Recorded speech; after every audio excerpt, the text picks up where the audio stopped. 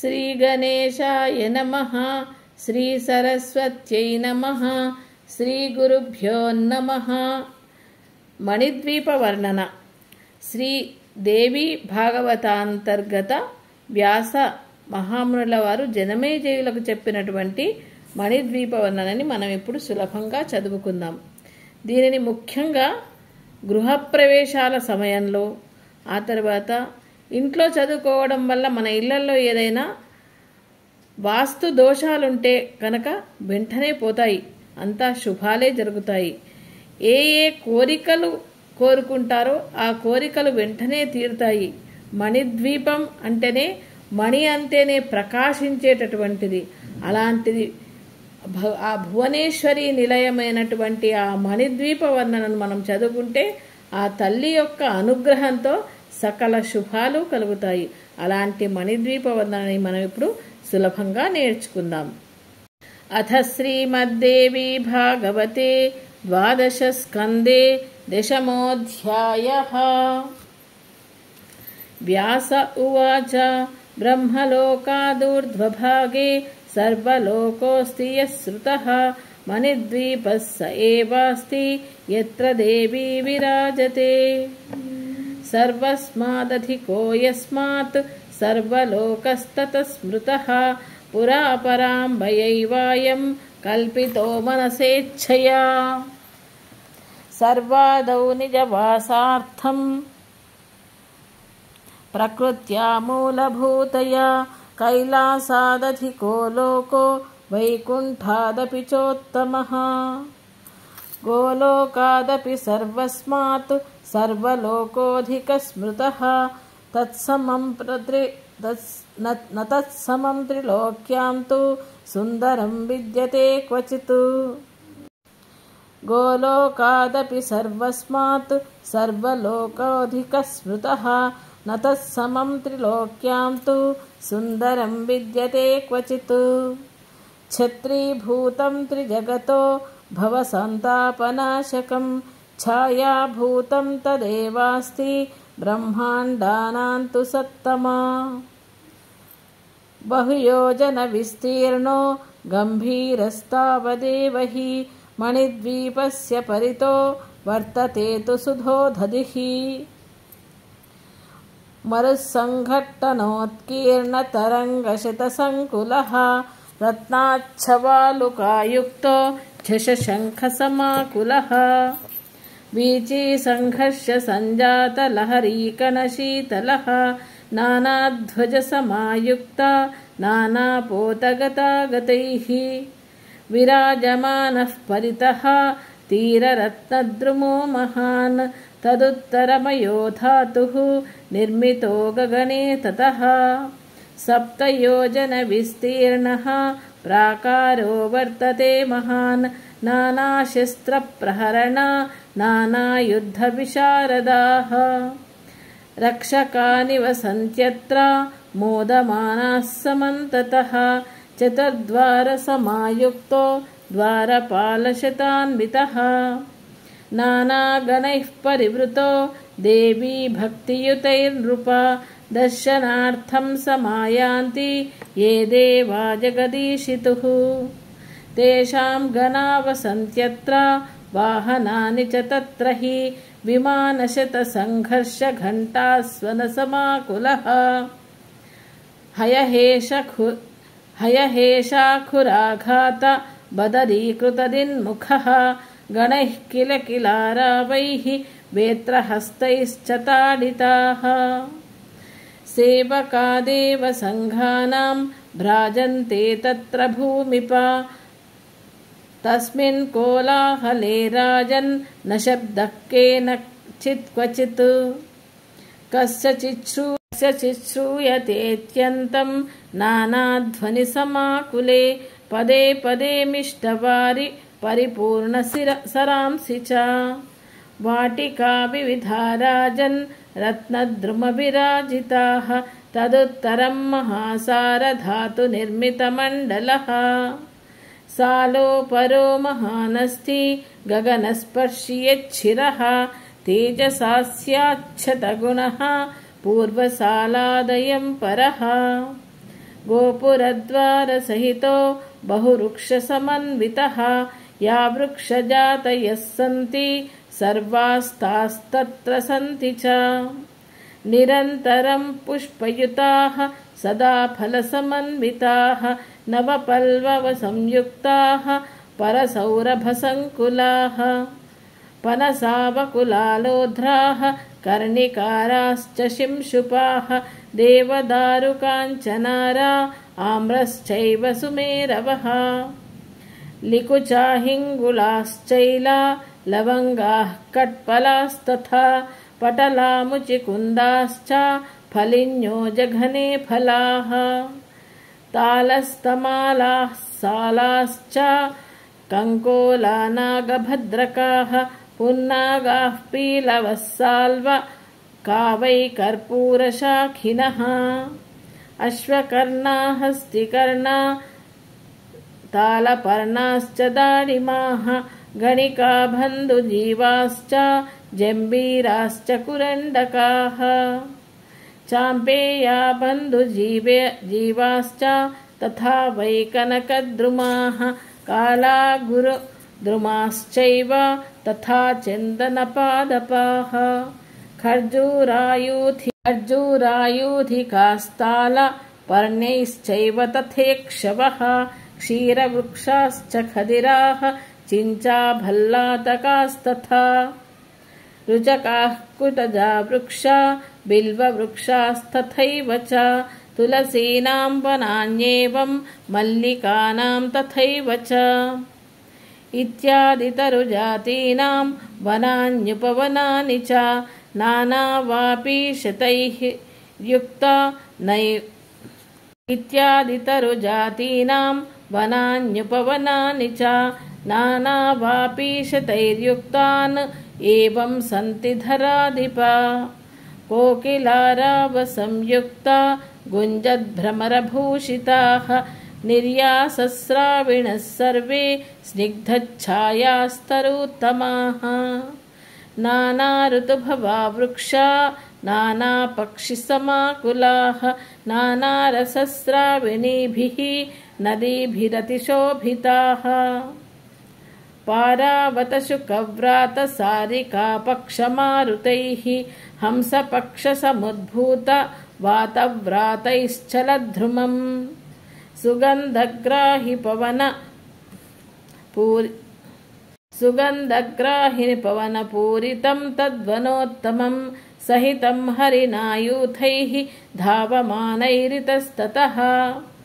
नृत्यद्बर्हि कदम्बस्य केकारावैः सुखप्रदैः नादितं तद्वनं दिव्यं मधुस्राविसमन्ततः कांस्यसालादुत्तरे तु ताम्रसालः प्रकीर्तितः चतुरस्य समाकारा उन्नत्या 7 योजनः द्वयोस्तु सालयोर्मध्ये सम्प्रोक्ता कल्पवाटिका येषां तरूणां पुष्पाणि काञ्चनाभानि भूमिपा पत्राणि काञ्चनाभानि रत्नबीजफलानि च 10 योजनगन्धो हि प्रसर्पति समन्ततः तद्वनं रक्षितुं राजन् वसन्तेनर्तुनानिशं पुष्पसिंहासनासीनः पुष्पच्छत्रविराजितः पुष्पभाषाभूषितश्च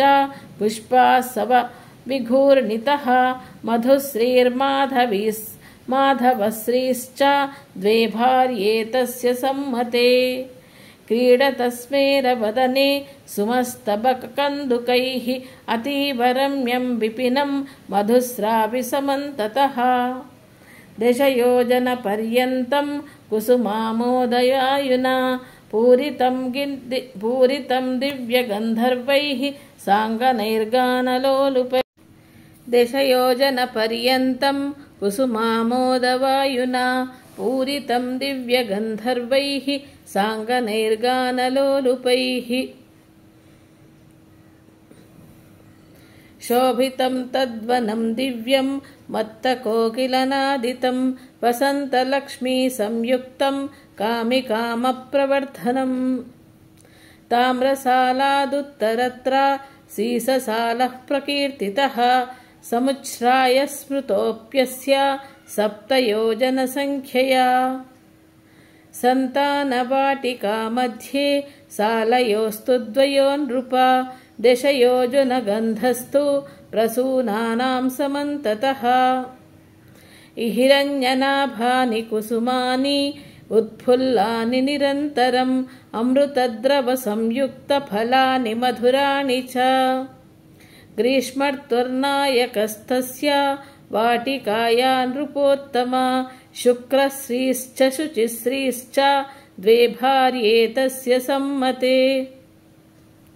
सन्तापत्रस्थलोकास्तु वृक्षमूलेषु संस्थिताः नानासिद्धैः परिवृतो नानादेवैः समन्वितः विलासिनीनां वृन्दैस्तु चन्दनद्रवपङ्किलैः पुष्पमालाभूषितैस्तु तालवृन्दकराम्बुजैः प्राकारः शोभितो राजन् शीतलाम्बुनिषेविभिः सीससालदुत्तरत्रापि आरकूटमयः शुभः प्राकारो वर्तते राजन्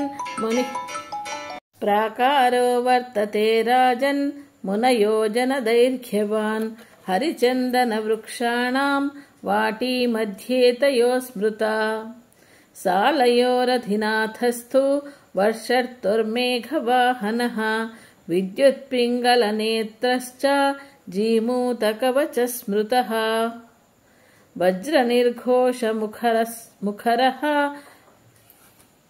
वज्रनिर्घोषमुखरश्च इन्द्रधन्वा समन्ततः सहस्रशो वारिधारा मुञ्चन्नास्ते गणावृतः नभश्रीश्च नभस्य श्रीः स्वर्वस्यारस्य मालिनी अम्बादुलानि रत्निश्च भ्रमन्ती मेघयन्तिका वर्षयन्ती चिपुणिका वारिधारा च सम्मताः वर्षर्तोर्द्वादश प्रोक्ताः शक्तयो मदविह्वलाः नवपल्लववृक्षाश्च नवीनलतिकान्विताः हरितानि तृणान्येव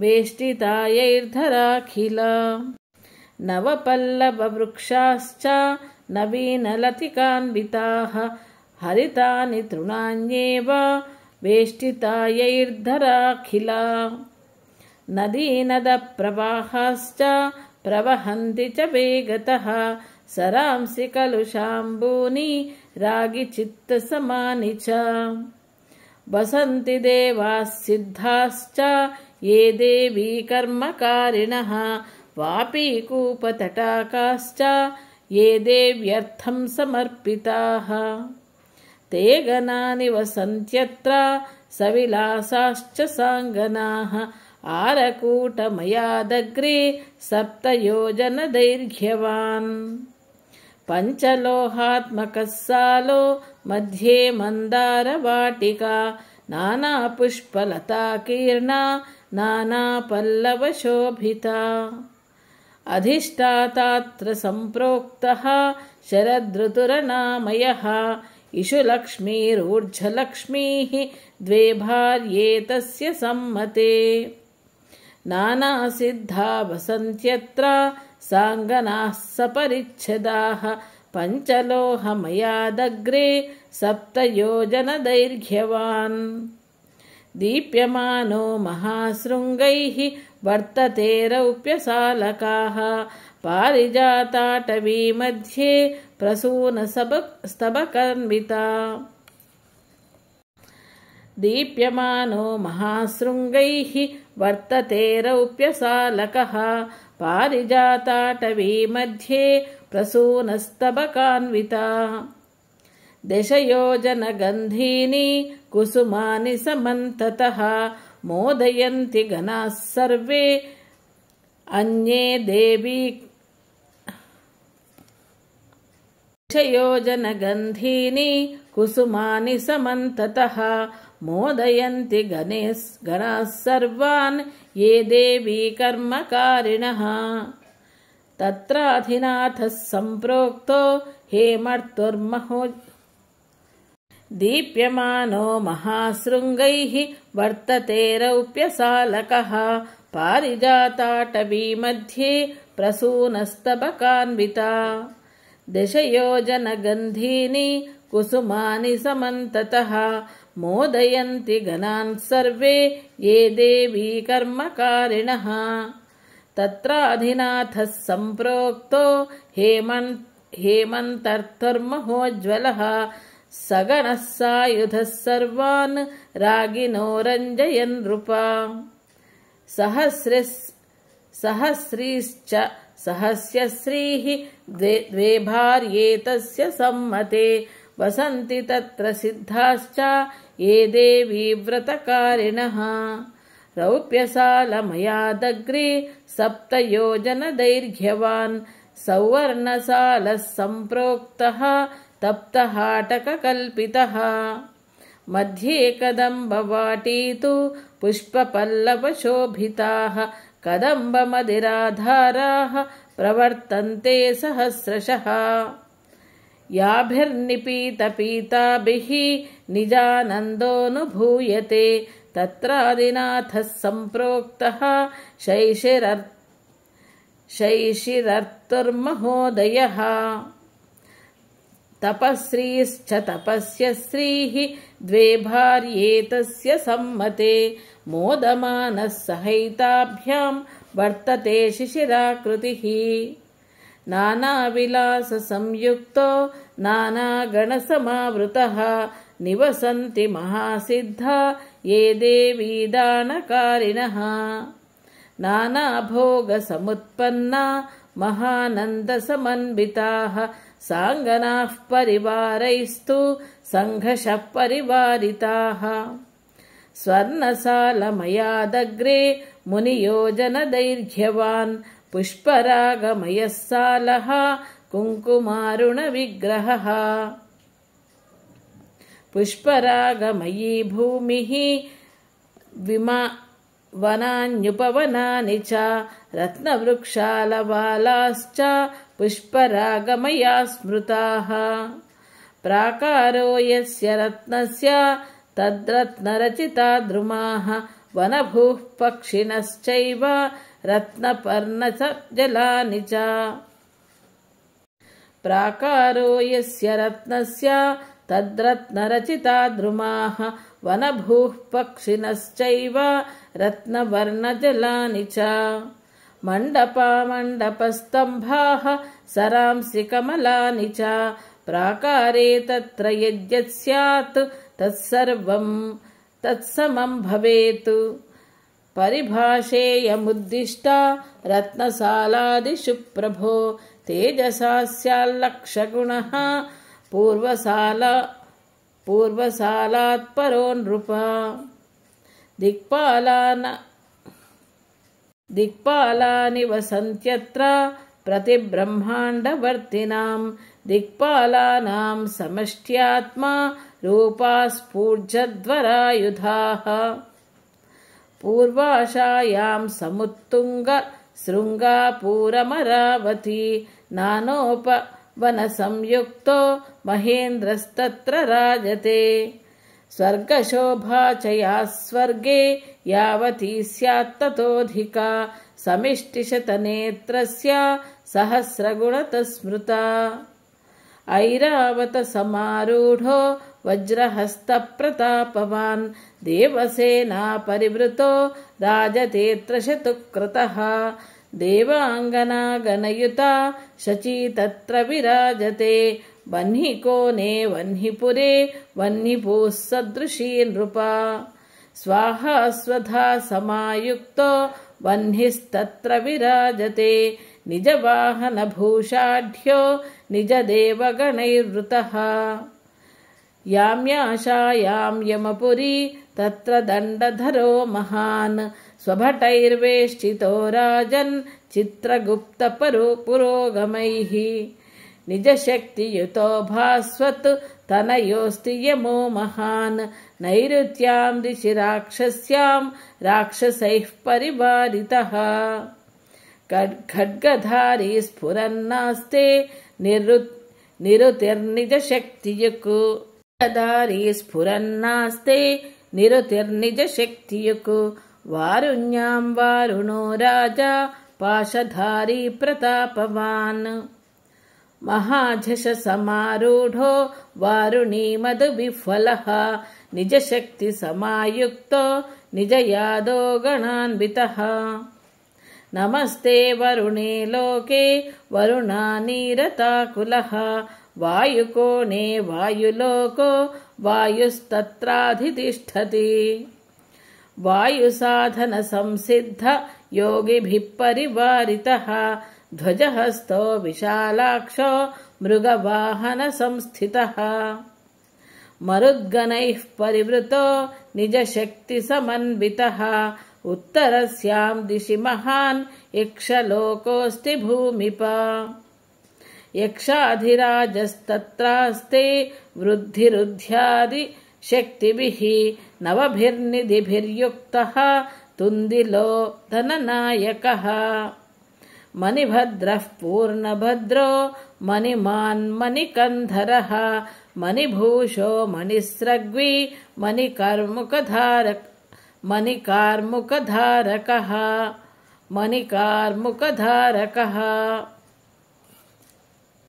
मणिभद्रः पूर्णभद्रो मणिमान् मणिकन्धरः मणिभूषो मणिस्रग्वी मणिकार्मुकधारकः इत्यादि यक्षसेनानी सहितो निजशक्तियुत् ईशानकोणे सम्प्रोक्तो रुद्रलोको महत्तरः अनर्घ्यरत्नखचितो यत्र रुद्रोऽधिदैवतं मन्युमान् दीप्तनयनो बद्धपृष्ठमहेषुधिः स्फूर्झद्धनुर्वामहस्तो अधिज्यधन्विभिरावृतः स्वसमानैरसङ्ख्यातः रुद्रैः शूलवरायुधैः विकृतास्यैः करालास्यैः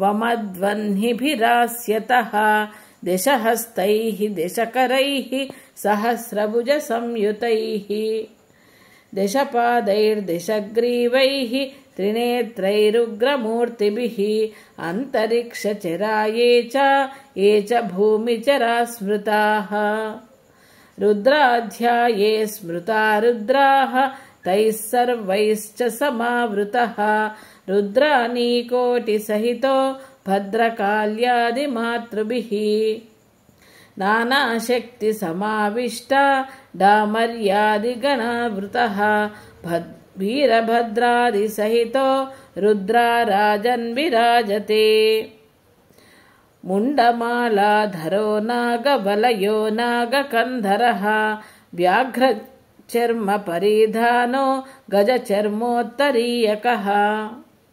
चिताभस्माङ्गलिप्ताङ्गः प्रमथादिगणावृतः निनद्दण्डमरुध्वानैः बधरीकृतदिन्मुखः अट्टहासास्फोटशब्दैः सन्त्रासितनभस्थलः भूतसङ्घसमाविष्टो भूतावासो महेश्वरः ईशानदिक्पतिः सोऽयं नाम्ना चेशान एव च।